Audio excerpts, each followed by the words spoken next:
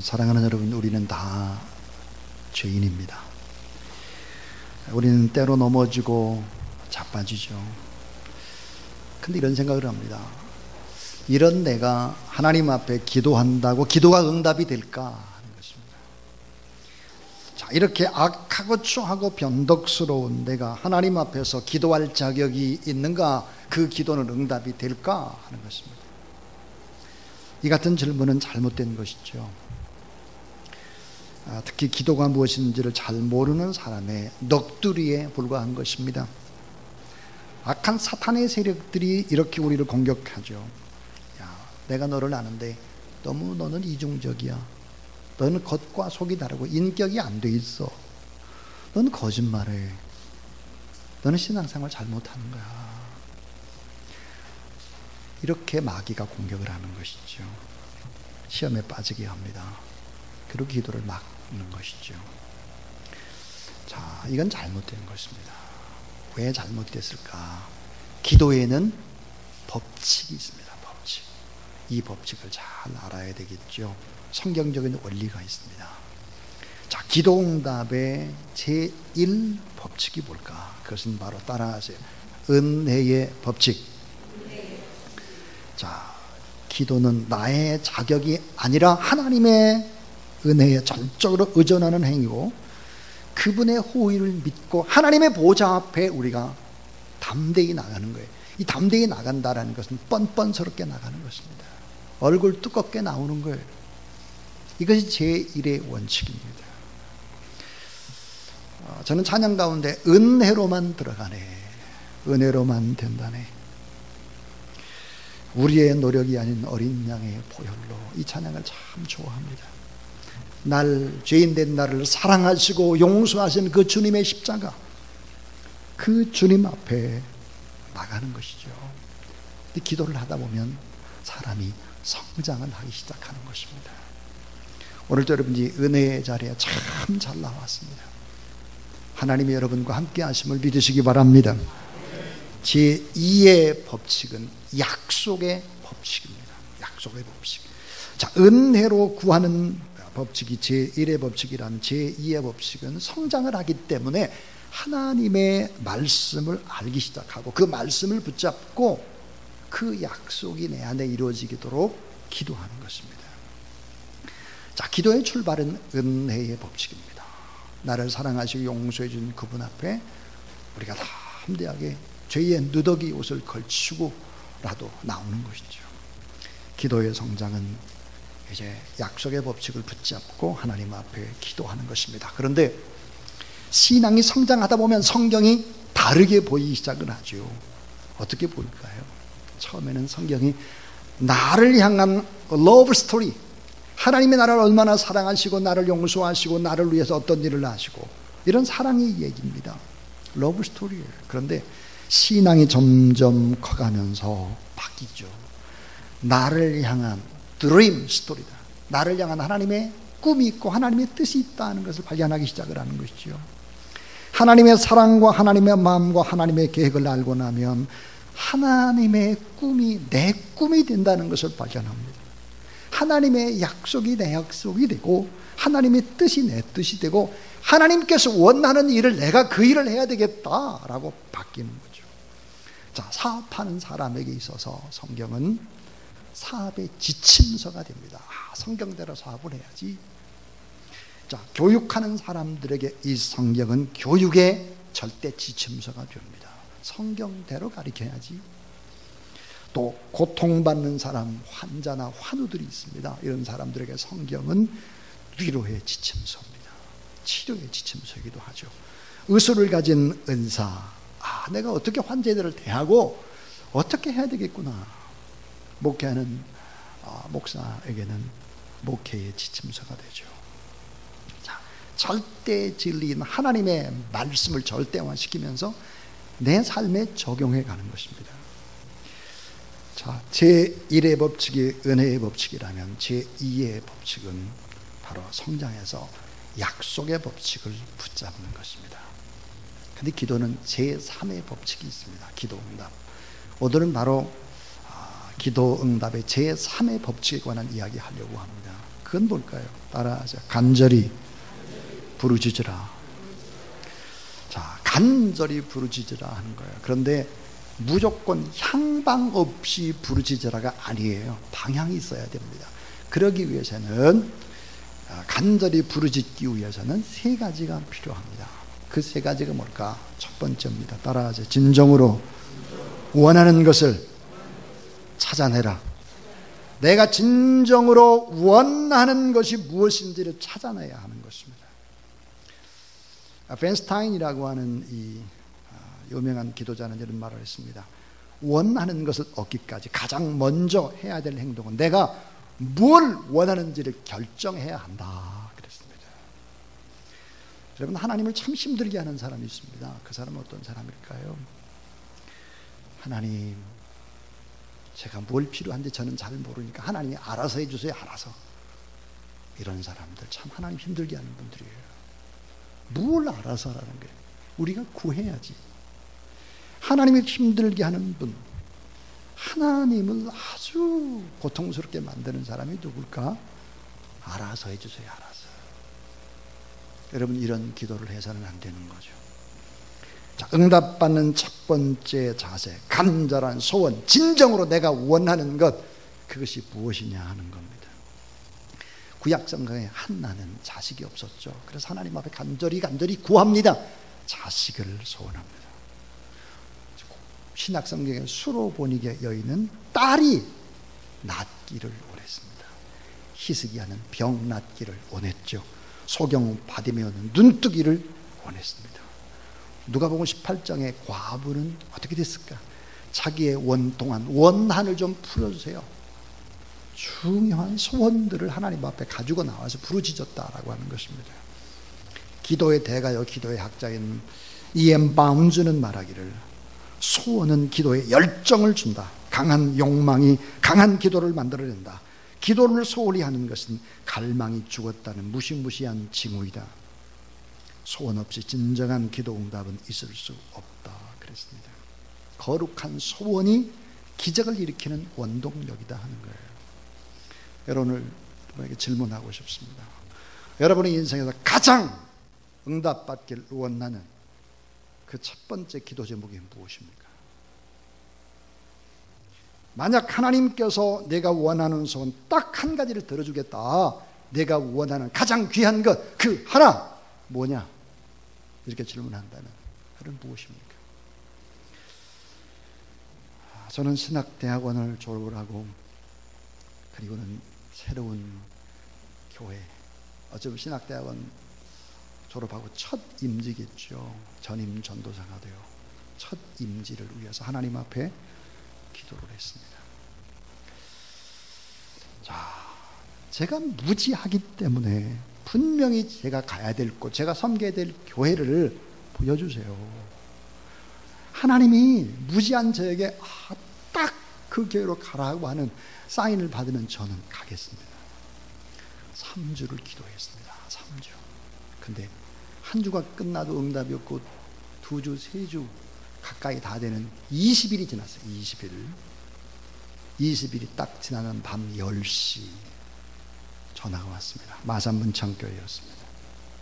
그것은 바로 저보다 2년 선배인 막 목사님이 된 선배 목사님이었습니다.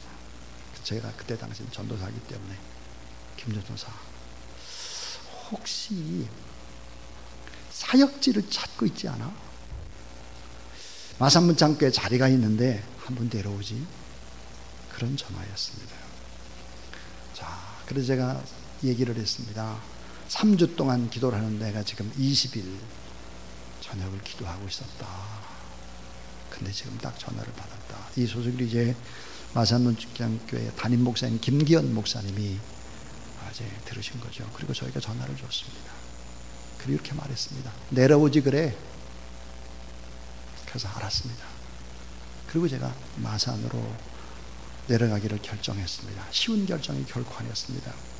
경상도라는 땅은 제가 생전 처음 가는 곳이고, 저는 이미 신학대학원을 졸업하고 난 다음에 다시 MA라고 하는 석사과정에 다른 일반 대학에 입학을 했기 때문입니다. 휴학계를 내야 하는 것이죠. 쉬운 과정이 아니었습니다. 저는 마산으로 내려갔고 3년이 지나고 나서 사표를 냈습니다. 그러니까 사표가 받아들이질 않았어요. 그는 바로 조사랑교회가 개척되는 시기였기 때문입니다. 그래서 종탑이나 강대상이나 스피커나 이런 부분들은 제가 다 물질로 담당을 하고, 그러나 마산 문창교회가 한참 성전을 건축 중이었기 때문에 당회에서 허락이 되지를 않았습니다. 결국은 5년을 채우고 예배당이 다 완공이 되고, 그리고 저는 이제 조사랑교회로 가야 되겠다, 그런 확신이 들었습니다. 근데 제 앞에 3개의 선택이 주어졌습니다. 그 하나가 뭐냐면 유학입니다. 유학. 자, 한 분의 장로님이 그린벨트가 풀렸습니다. 그래서 저에게 그때 이제 목사 안수를 받았으니까요, 유학을 가는 게 좋겠다고, 모든 비용은 다 본인이 되겠다 하셨습니다. 장로님 한 분이 그러셨고 또 한 분의 권사님도 그러셨습니다. 유학의 길, 누구나 다 가길 원하는 것이죠. 또 하나는 한일 장로회 신학대학에서 사회복지학과 바로 전임 강사를 필요로 할 때입니다. 사실은 일반 또 대학을 하고 신학을 하고 사회복지학을 한 사람, 지금만 같아도 박사학위자를 원할 텐데 그때는 그런 조건은 다 채울 수가 없어서 저에게 콜이 왔습니다. 또 하나는 더 큰 교회였습니다. 그러나 하나님의 뜻은 조사랑교회에서의 개척 사역의 동참이었습니다. 자, 그리고 이제 조사랑교회에서 7년이 지나고 저는 안식년을 떠났습니다. 뉴질랜드로 갔죠. 참 뉴질랜드에서 이제 안식년을 다 보내고 나서 다시 이제 조사랑교회에서 제가 사역을 해야 되는데, 그때 조사랑교회 참 많은 어려움들이 있었습니다. 그때 당시 또 5개 교회에서 담임 목사의 콜을 받았습니다. 하나님 앞에 간절히 기도할 때 하나님께서는 늘 저에게 응답을 주시기를, 큰 교회가 아니라 작은 교회, 선교에 힘쓰는 교회였습니다. 다시 주사랑교회로 오게 되고, 그리고 이제 잠실 신천에서의 사역을 마무리를 하면서 문정동으로 이 사역지를 결국은 건축을, 또 이 건물을 사게 되고 리모델링을 하게 되었습니다. 제가 왜 이런 얘기를 하느냐, 저희가 간절한 소원이 뭘까 묻는다면 그 간절한 소원은 주사랑교회입니다.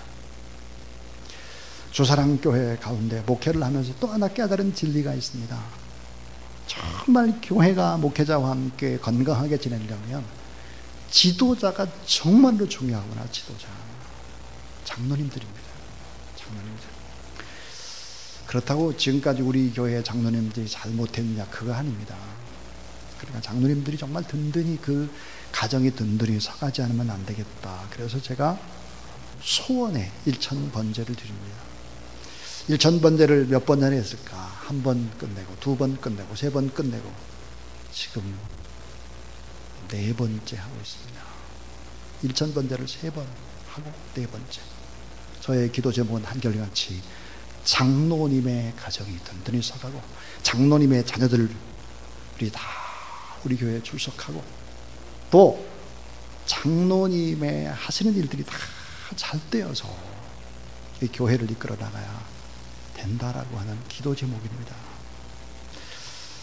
자, 여러분, 진정으로 원하는 것을 찾아라.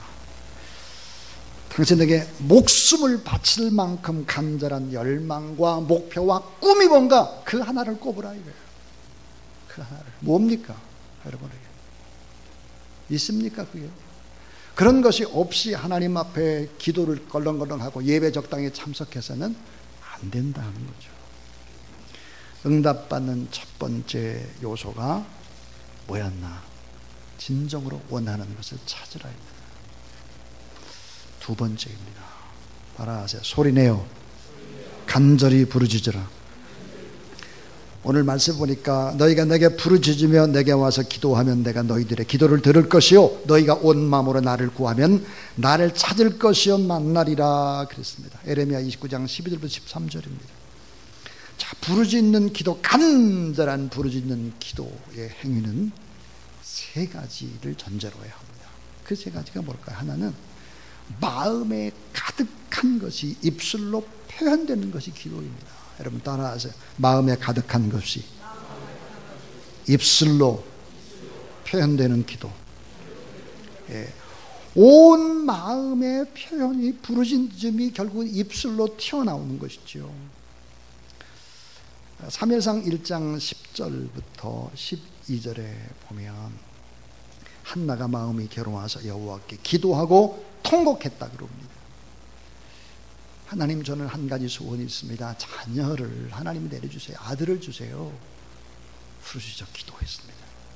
마음에 가득한 것이 결국 입으로 표현되어 나오는 것이죠. 성경은 강조합니다. 혀가 온 몸을 지배하고, 혀가 부귀 영화를 지배하고, 혀가 건강과 질병을 기도하고, 혀가 기도 응답과 막힘을 지배한다라고 말하고 있습니다. 여러분, 우리가 하는 말, 이 말대로 되는 거죠. 이 말이 얼마나 중요할까? 성경은 많은 말에 관한 소중한 얘기를 하고 있는데 딱 세 가지만 얘기하라, 세 가지 성경 구절을 얘기하라 그러면 전 이 세 가지를 꼽습니다. 하나가 민수기 14장 28절인데요. 자, 그들에게 이르기를 여호와의 말씀에 내 삶을 두고 맹세하노라. 내 삶을 두고 맹세한다. 하나님은 더 큰 이가 없기 때문에 하나님 스스로 삶으로 맹세를 합니다. 너의 말이 내 귀에 들리는 대로 내가 너에게 행하리라 그랬어요. 우리가 말하는 거 하나님이 다 듣고 그대로 해주겠다 하는 거예요. 얼마나 엄청난 얘기입니다. 또 하나는 이사야 57장 19절입니다. 이사야 57장 19절 따라하세요. 입술의 열매를 창조하는 자 여호와. 우리가 하나님의 자녀이기 때문에 우리가 이야기를 하게 되면 하나님께서 그 열매를 창조한다는 거예요. 여러분, 우리 부족하고 늘 흠이 많은 아버지, 어머니가 자녀들에게 얘기하는 것, 그건 예언의 수준입니다. 자, 여러분, 대통령이 하는 얘기, 말 한마디를 하면 어때요? 많은 장차관들이 그것을 이루기 위해서 준비합니다. 자, 우리가 하나님 앞에 말을 하게 되면 입술의 열매를 하나님이 창조한다는 거예요. 그런데 이것보다 더 중요한 말이 말라기 3장 16절입니다. 엄청난 얘기죠. 자, 그때 여호와를 경외하는 자들이 피참하라며 여호와께 그것을 따라하시어 분명히 들으시고 여호와 앞에 있는 기념책에 기록하셨느니라. 우리가 하는 말을 하나님이 다 분명히 들으실 뿐만 아니라 다 책에 기록한다는 거예요. 다. 사랑하는 여러분, 우리가 어떻게 해야 되겠습니까? 어떻게? 참 중요한 말이죠. 마음에 가득한 것을 입술로 표현하는 것이 기도인 것이죠. 두 번째는 부르짖는 기도는 주님의 긍휼에 호소하는 기도입니다. 주님의 긍휼에 호소하는 거예요. 바디메오가, 소경 바디메오가 불쌍히 저를 좀 여겨주세요. 수로보겐니게 여인도 저를 긍휼히 여겨주세요. 자, 아까 간절히 기도해서 한나가 하나님 앞에 기도할 때 사무엘이 타나죠. 여러분, 사무엘이라고 하는 그 뜻이 뭘까요? 따라하자. 하나님이 나의 부르짖음을 들으셨다. 그게 사무엘이에요. 그래서 사무엘은 늘 이런 고백을 했습니다. 나는 결단코 기도를 쉬는 죄를 범하지 아니하리라. 사무엘상 7장 5절 6절에 보니까 사무엘이 이르되 온 이스라엘 미스바로 모이라. 내가 너희를 위하여 여호와께 기도하리라 그랬습니다. 이게 뭘까요? 하나님 앞에 금식하며 부르짖는 기도, 하나님의 긍휼을 호소하는 것입니다.